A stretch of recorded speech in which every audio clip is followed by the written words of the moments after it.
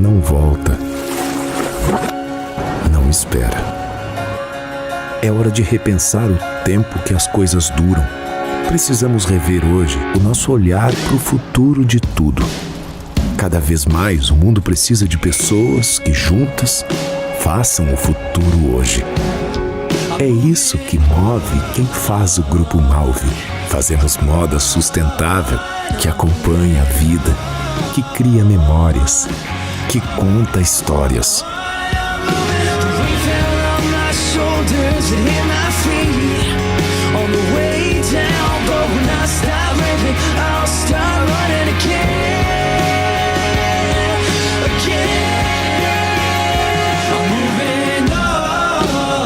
Nossa história é feita de relações que atravessam gerações. É assim entre nós, entre nossos clientes, parceiros e o planeta. Porque tudo que o Grupo Malvi faz é para durar.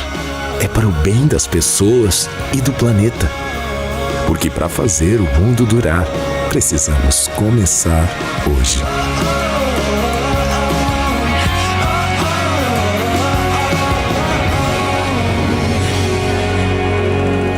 Grupo Malvi, porque o mundo foi feito para durar.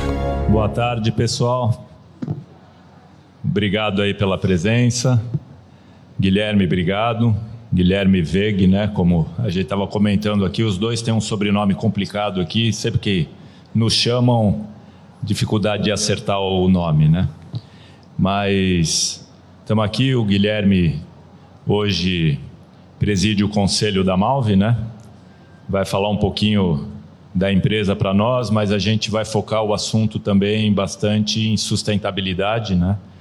Que acho que a Malvi é um grande cliente nosso da Focus e a gente aprende bastante com a equipe operacional sempre. A gente também trabalha com uma linha sustentável e essa troca é bastante importante porque a gente sabe da seriedade que a Malvi traz para esse assunto, né? Então, primeiro, Guilherme, obrigado aí pela presença. Queria pedir para você se apresentar aí para o grupo e depois a gente começa nosso bate-papo aqui. Bom, um grande prazer estar aqui. Obrigado pelo convite. Bom, me apresentando, eu sou um apaixonado pelo tema de sustentabilidade. Acho que cresci enfiado no meio de fábrica, de rolo de malha, tecido, aprendi bastante com o negócio, aprendi bastante de cultura, como se faz para mover uma organização, o destino que a gente quer levá-la, daquilo que é propósito, daquilo que a gente acredita. Fiquei 16 anos como CEO do negócio, do grupo, saí faz 2 meses para presidir o conselho e gastar mais tempo, né, com os temas que são tão relevantes para o nosso negócio, né, sustentabilidade sendo um deles e, enfim, como eu falei, um apaixonado aí pelo tema e pelo setor. Legal, Guilherme, vamos lá. Me fala um pouquinho da história da empresa, né? O Grupo Malvi completou 55 anos, agora em 2023. Um pouquinho da história, como que surgiu a empresa, os desafios que a companhia passou. Estamos aqui em 2023 e mais um ano desafiador, né? E toda essa história aí, passar um pouquinho dessa experiência aí para todo mundo. Boa. Bom, a gente foi fundado em 68, né? E lembrando, lá em 68 tinham 2 empresas só, basicamente, no país, que era uma delas a Sulfabril e outra delas a Enig, e a gente tinha um pequeno comércio, né? E entre as coisas que a gente vendia nesse comércio era vestuário, era moda, né? E naquele momento, vamos dizer, quase que um duopólio. Às vezes a gente, no nosso comércio, recebia o produto de Natal, por exemplo, em janeiro, né? E se fosse devolver aquele produto para o fornecedor, ele falou assim, pô, se devolver eu não te entrego mais. Ali veio a ideia de justamente montar uma companhia em cima de pilares sólidos, né? Primeiro, olhando muito para o cliente. O que é a dor do cliente? Naquele momento, a dor era entrega, atendimento, né? E outra delas era a qualidade, né? Porque quando o consumidor sai de uma loja, vamos dizer, multimarca, né?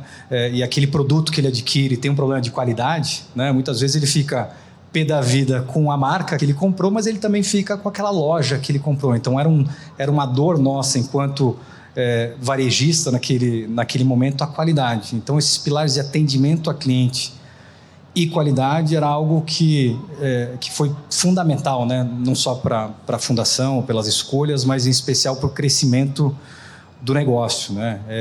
Nosso negócio infantil é bastante relevante também, então a qualidade e durabilidade no segmento infantil é muito importante, né? De passar uma roupa de um irmãozinho para o outro e assim por diante, aquilo tem que durar. E isso faz um link muito forte X anos para frente quando a gente fala de sustentabilidade, né? Quando a gente fala do número de usos que se dão para cada peça de vestuário, quer dizer, esse número de usos era mais de 30, 40 vezes de média de uso por peça. Hoje ele está em 7, né? Se imaginar, não só que o uso de peças caiu, obviamente que a qualidade muitas vezes vem caindo, mas alguns dados interessantes de consumidor, né? E eu fiz esse teste em casa, né? 70% daquilo que a gente tem dentro do nosso guarda-roupa não é usado ao longo de um ano, né? Se a gente faz esse teste, vai no nosso guarda-roupa, a gente vai ver que é mais ou menos isso, né? Talvez homens um pouquinho menos, mulheres até um pouquinho mais, mas essa é a média, né? Então, se pensar a quantidade de matéria-prima, insumo, químico, se foi usado para ter aquilo dentro do nosso guarda-roupa, é algo muito, muito relevante, né? Se imaginar, público de 18 a 29 anos em países desenvolvidos, 40% deles, antes de comprar uma peça de vestuário, analisa seu preço de revenda. Então, a gente faz aqui no Brasil, a gente faz isso com carro, não faz? A gente compra de uma marca que o usado a gente não vai perder tanto dinheiro. 40% dos jovens em países desenvolvidos estão fazendo isso com vestuário, né, antes de comprar uma peça. E que peça que vai perder menos valor? Aquela que justamente tem uma durabilidade, uma qualidade maior, né? Então, quando você fala de desafios, né, hoje o nosso grupo é composto por 6 marcas diferentes, vários canais, quase 30 mil pontos de venda que distribuem os nossos produtos, lojas próprias, franquias e uma porção de canais. Acho que o desafio justamente é esse, né? Achar justamente o público que dê valor para aquilo que a gente acredita e tem de propósito, né? E mostrar que é possível, né? O que a gente fala é que justamente a gente quer tentar mudar a cara do setor, né? A gente não vai mudar o nosso setor sendo mais sustentável sozinho, né? A gente tem que influenciar toda a nossa cadeia. Muito bom.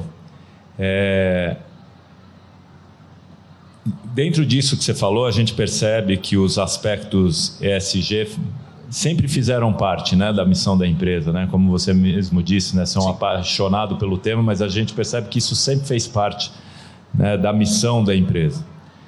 Como que funciona hoje na prática isso, né, dentro da companhia? Como que lá hoje quantos funcionários tem o grupo? Como que... Para mim, hoje tem mais ou menos 4 mil funcionários.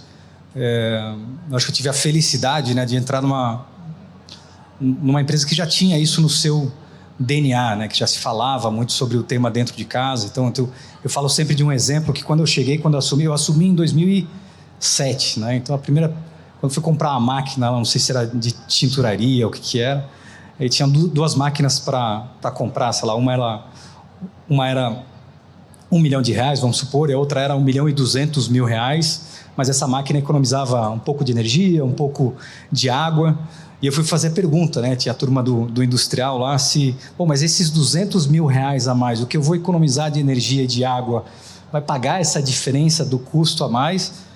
E assim, aquele silêncio na sala, eu falo assim, não vai pagar, mas também não interessa, assim, a gente precisa comprar isso porque é justamente isso que vai trazer um consumo menor, né, e gerar um impacto menor na cadeia. Então eu tive a sorte de entrar numa companhia que já respirava isso, então não tive essa dificuldade, mas foi muito de acelerar através de processo, método, governança. Então hoje, enfim, com comitês diversos, né, não só o comitê de ESG, mas comitê de diversidade, né, conseguir fazer um plano com metas ambiciosas e com metas públicas até a gente tinha, até aquele momento, a gente era muito fechado, né? Então, muita coisa de segredo industrial, né? Tinha máquinas antigas que, ao invés de a gente vender para o mercado, depois de, sei lá, 10, 15, 20 anos de uso, a gente desmontava as máquinas para pegar as peças sobressalentes para colocar como reposição nas outras, para o mercado não ter acesso àquele maquinário, né? Então, assim, era esse nível de abertura que se tinha, né? E através de método e processo, você tem que aprender que você tem que influenciar a cadeia, né? A partir do momento que vira essa chave, imagina, todos os meus fornecedores estão no meu site hoje, né? Quer dizer, o nível de virada cultural até dentro da empresa para conseguir fazer isso é muito alto, né? Mas assim, tendo a cultura, tendo o propósito instalado é muito mais fácil, né? A gente foi entre ser uma empresa muito fechada a hoje está nos últimos, não sei se 4 ou 5 anos, acho que estava entre as 10 mais transparentes do mundo no nosso setor, a primeira mais transparente do Brasil. Continuamos como a empresa mais brasileira mais transparente, né? E acho que entre as 10 ou 20 globais do nosso setor. Interessante.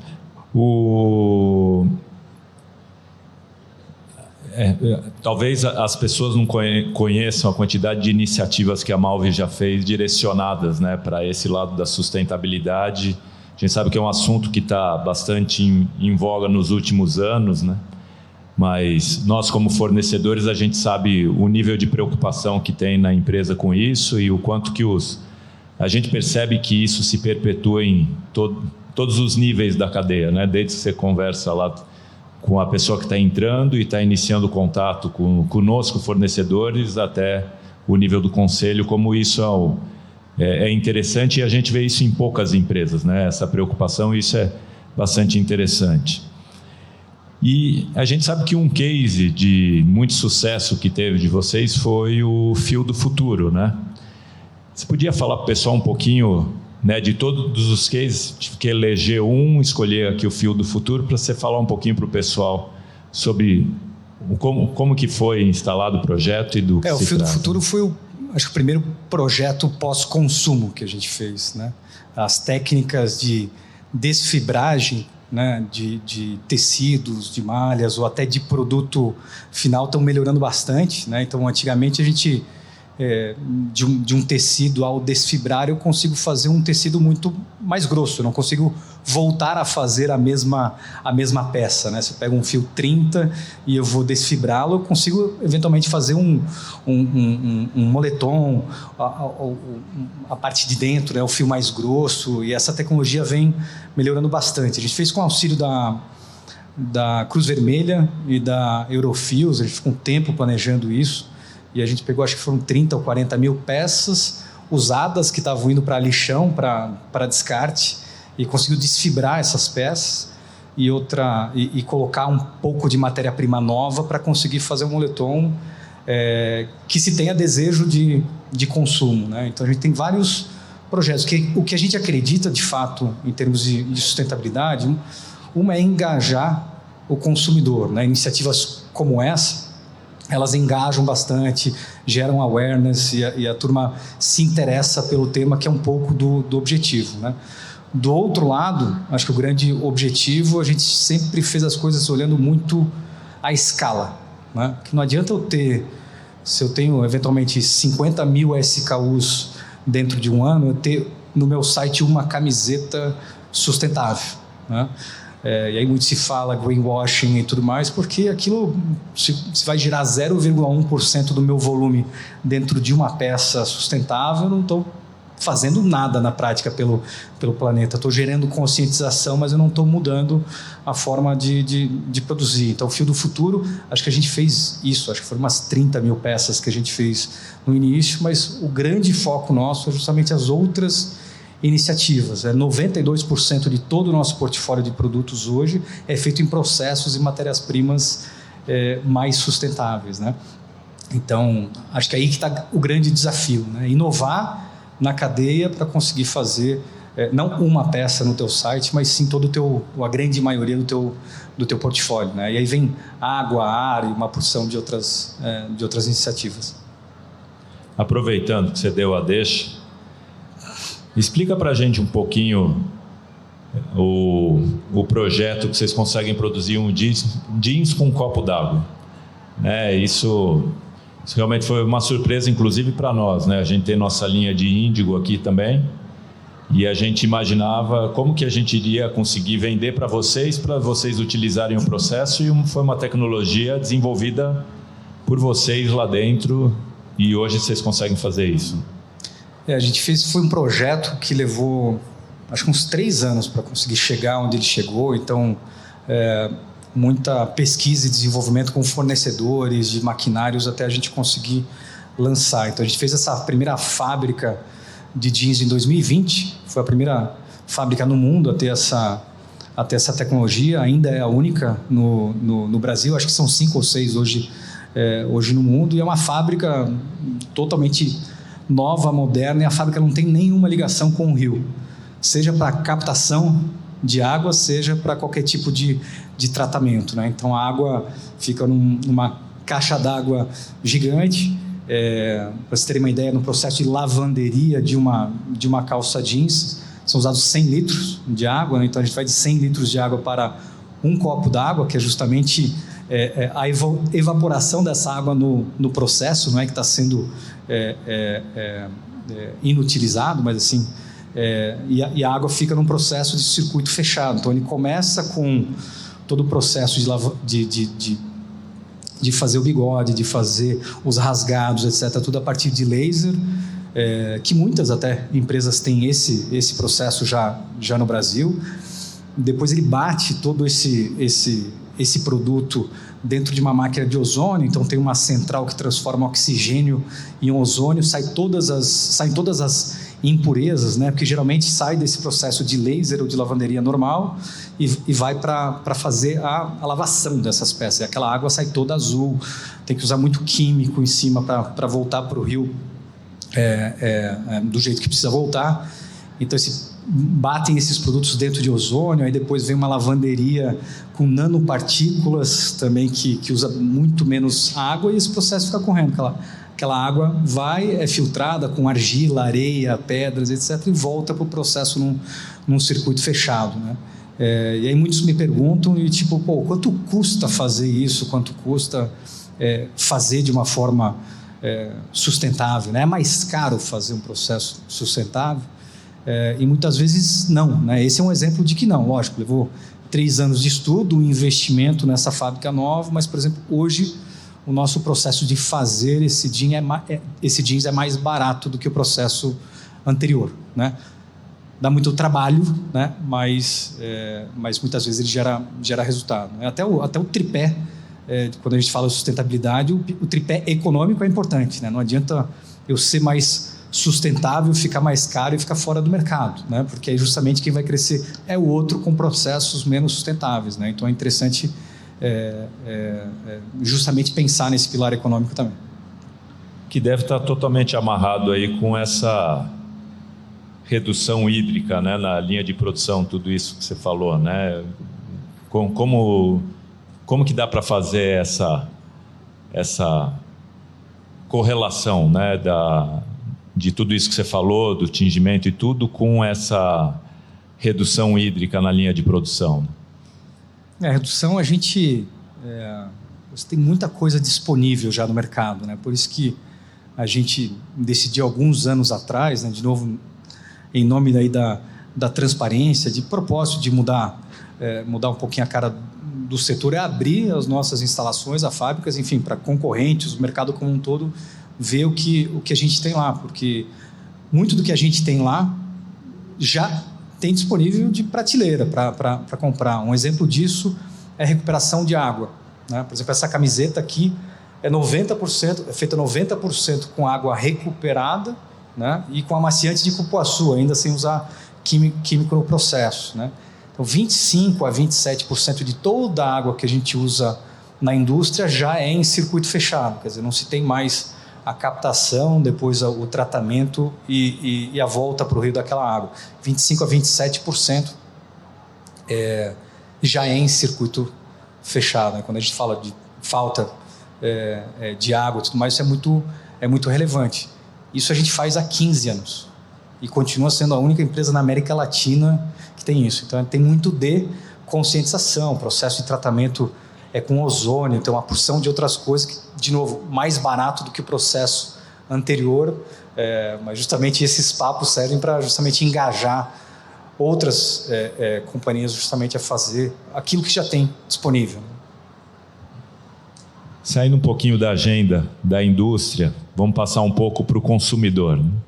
Que acho que o desafio maior é como que a gente consegue engajar o consumidor em tudo isso, né? A gente percebe a indústria de uma forma geral, nós que importamos os tecidos, a gente tenta trabalhar com os fornecedores que se preocupam também com a preservação do meio ambiente, utilizam matérias-primas mais sustentáveis, a gente tenta trazer isso ao máximo.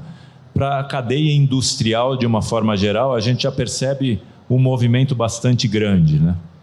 E como fazer engajar o consumidor, né? Como que a Malve faz para engajar o seu consumidor, o seu cliente, a entrar nessa agenda de sustentabilidade? Acho que é um movimento lento, mas um movimento da sociedade como um todo, né? Eu acho que o nosso papel justamente é dar essa transparência, né? Falar um pouco daquilo, porque é meio contraintuitivo, assim. A gente vai pensar que uma indústria de moda tem processos tão pouco sustentáveis, né? 20% de toda a poluição de rios no planeta é feito pela indústria têxtil, né? 23% do consumo de todos os químicos produzidos no planeta são consumidos pela indústria têxtil, né? Se a gente vê, todo mundo já deve ter visto aquelas fotos daquele lixão no Atacama, lixão em um monte de lugar. Se pensar, tem o equivalente descarte de roupas, né? 80 bilhões de peças de roupas produzidos por ano no planeta.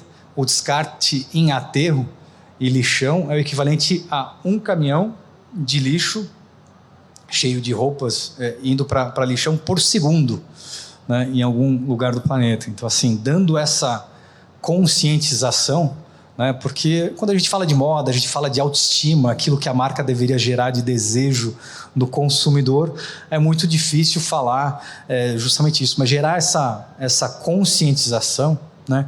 E despertar simplesmente no consumidor, não necessariamente a migrar da sua marca de preferência para outra, mas questionar a sua marca de preferência. Como é que foi feito isso aqui? Como é que foi o processo?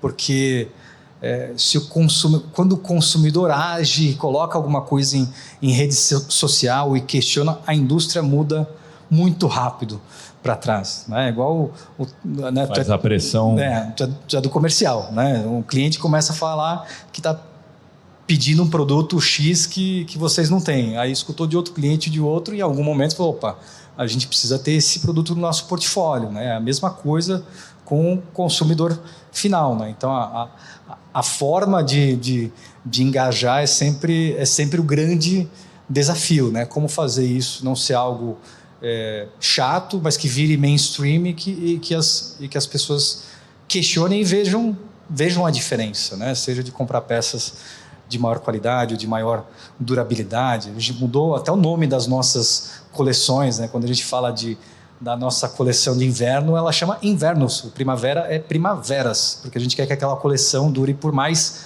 primaveras, né? Com coleções mais atemporais que sejam justamente usadas por mais tempo, e depois usando toda a cadeia para engajar troca, venda. Tem uma porção de coisa que a gente já lançou que incentiva isso. Um posicionamento bem contrário a essa realidade que a gente vivenciando do fast fashion, né? O discurso aqui foi, você falou diversas vezes aí da peça perdurar, a qualidade da peça, passar para o irmão, o tempo que tem que durar a peça. Quer dizer, a gente está num discurso aí bem contrário a essa questão do fast fashion e desse posicionamento, acho que bastante relevante, né, que o mercado tomou nos últimos anos. Aí. Como é que é estar desse lado, né, do jogo? É um pouco contra-intuitivo, né? Quando a gente vê essa molecada, essa geração mais nova, tão preocupada com temas sociais, com temas ambientais, tudo vira um grande debate. Nosso setor tem isso, quer dizer, tem muita gente, a gente faz muita peça com PET, né? Então PET que era descartado com um conjunto de catadores e tudo mais, a gente pega esse PET, transforma em poliéster para fazer misturas e usa. A gente já tirou, se eu não me engano, mais de 100 milhões de garrafinhas PET do mercado para transformar em moda, né? Depois, a visão de carro elétrico, né? Então tem um boom de carro elétrico, depois todo mundo falando mal, como é que vai ser o descarte da bateria e assim por diante. Então tem todo esse engajamento em cima daquilo que está em voga naquele momento, e moda e sustentabilidade vão para esse caminho. Por outro lado, tem todo o advento de fast fashion, que sim, né? O setor de moda, autoestima, mas é meio contra-intuitivo, né? Que a gente acredita que tem público para tudo isso, né? A gente acha que pessoas, vamos dizer, os early adopters, as pessoas mais engajadas de início, vão, muitas delas, converter, mas outras não, né? A gente vê que o índice de fidelização, né, de novo pegar 18 a 29 anos de países desenvolvidos, 69% maior a fidelidade a marcas que têm ações de pós-consumo, ou que se posicionam de uma forma a abraçar mais o campo da sustentabilidade. Então, a recorrência aumenta, a fidelidade aumenta. A gente cresceu muito nos últimos anos, mas é um movimento interessante, que é da sociedade, né? Estamos terminando o tempo, vou fazer uma última perguntinha, daí mais do lado pessoal aí da tua carreira, né, que agora você acabou assumindo o papel aí de head do conselho aqui. Quais são os primeiros passos necessários quando você decide olhar para a sustentabilidade, né, no papel de conselheiro, assim, qual seria o conselho, né, que você daria para quem está querendo começar a adotar esse tipo de caminho, né? Acho que a primeira questão acho que o interesse, o estudo pelo tema é fundamental, né? Quanto mais a gente entende o que tem por trás do nosso setor, mais valor a gente vai dar, né? Então, eu sempre falo que ou vai ser pelo amor ou pela dor, né? Que as empresas, as companhias ou as marcas vão se mexer, né? O que eu dou de dica para quem está começando, né? Em especial em empresas ou negócios, primeiro, não começar pelo departamento de marketing, né? Que é onde 99% das marcas ou companhias começam a sua jornada de sustentabilidade, né? Esse deveria justamente ser o último, né? E acho que a segunda dica é dar valor para a governança, método e processo, né? Porque a gente viu que a gente sempre fez muito, né, nas décadas, mas a gente poderia ter feito mais em outros campos que a gente não estava olhando, estava avançando mais um lado de inovação industrial, estava avançando menos no campo do consumidor em algum momento. Dar valor para isso, né? Uma vez eu lembro que eu estava ainda como CEO apresentando para o meu conselho, à época, não sei, 10, 15 anos atrás, que tinha um plano de 3 anos, né, de o que seriam os quick wins, as primeiras coisas que a gente iria fazer no campo de lançamento, de coisa nova, de inovação, etc. Depois, no segundo ano, processo, no terceiro ano, e ao final do terceiro ano a gente iria parar e fazer um planejamento de longo prazo de sustentabilidade, né? E ele fala assim, a gente adorou, aprovado o plano, só inverte ele, né? Aquilo que ia fazer daqui a 3 anos começa agora, né? Pensa em como é que você quer se posicionar daqui 1 ano, daqui 2, daqui 3, e desenha essa jornada até lá. Ajuda demais, assim, engajar outras pessoas.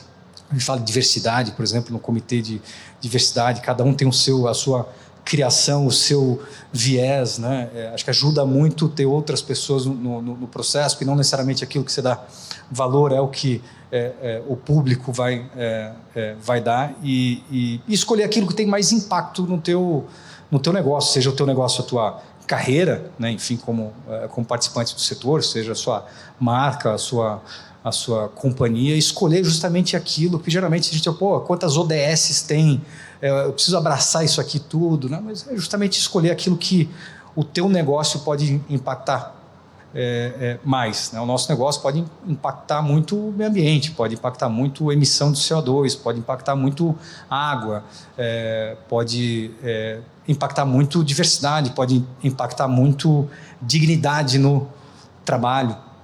Então, acho que esses são os temas que a gente abraça, porque é aquilo que eu vou gerar mais impacto, né? E começar dando um passinho atrás do outro, sem fazer projetos tão ambiciosos. Acho que a gente deveria, como dica, ter uma ambição grande de mudança cultural nas pessoas que nos cercam, no nosso trabalho, no nosso negócio, porque isso facilita muito a jornada e antecipa muitos passos, né? E hoje, acho que ao contrário da gente que começou há tantas décadas atrás, é muito mais fácil, tem muito mais coisa disponível que alguém já criou, né? Lógico que criatividade sempre bem-vinda, né? Como eu falei de inovação, e cada um deixar a sua marca. Mas é isso, não começar pelo marketing, né?